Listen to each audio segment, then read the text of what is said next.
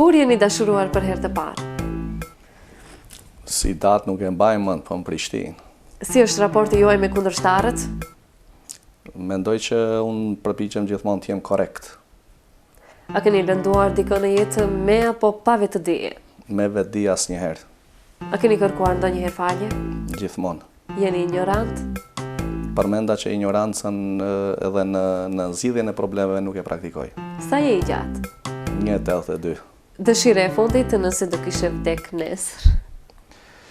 Që atë që përmenda më herët, amanetin e gjakut derdhur ta bëjmë realitet që dëshmorëve, shokët, shoqëria jonë të jetë në vendin e merituar për ka shoqërive tjera të zhvilluara.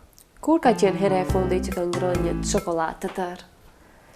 Çokolladat i përdor, po të tërë brenda 2 javë, po, tash si ditë nuk më kujtohet. Ju ka ndodhur dikush të ju lëndoj? Varësisht farmase.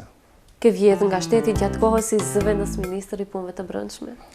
Po tani jam 15 vjet ose 13 në për institucione. Ju jeni gazetar, jeni nga njerëzit që hulumtoni këto gjëra, dhe nëse keni arritur të keni një informacion të tillë, do doja ta publikoni.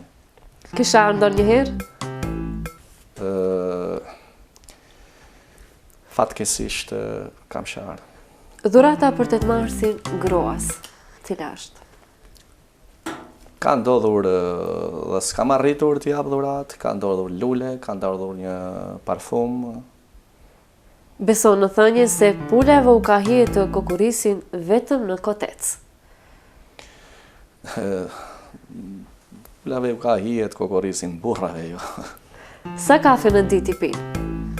Kod të fundit i kam shtuar, kam kaluar deri në 7-8. A nuk frikohesh se po del bishti? Prej kafes. Po. Tani shpesh i ngacmoj fëmijët e shokëve të mi, them kem kujdes mos pi babi shumë kafe se i del bisht. Kam dëgjuar se jemi ndihmat. Mundohem të jem në jetë modest, kërkoj nga shokët.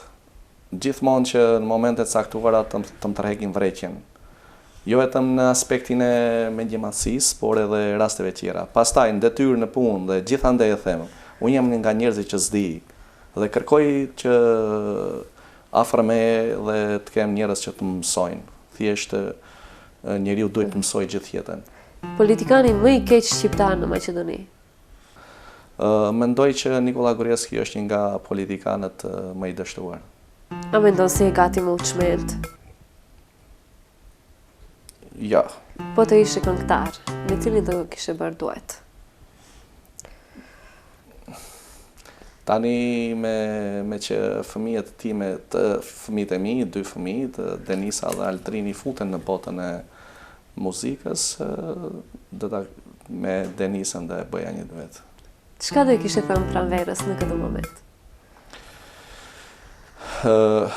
Si çdo ditë, është shumë e rëndësishme për mua, për fëmijët dhe për gjithë familjen dhe për njerëzit, gjithmonë e edukuar, modeste, të njëjtat fjalë.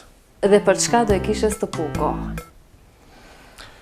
Tani më herët kur përmenda se më duket që përshpejtova vdekjen në Sime, thashë gaboj në aspektin që të gjykoj përpara natyrës dhe Zotit, edhe përsëri mendoj që ne s'jemi faktor ta stopojmë, po gjithmonë për atë ideal që kam filluar, kam folur familjes më vonë edhe Delfinës që për disa jetën do të jepja për vendin tim, po të ndodhte që ta stopoj kohën vetëm që për ta parë vendin tim ashtu si që kam qenë i gatshëm për ta dhënë jetë.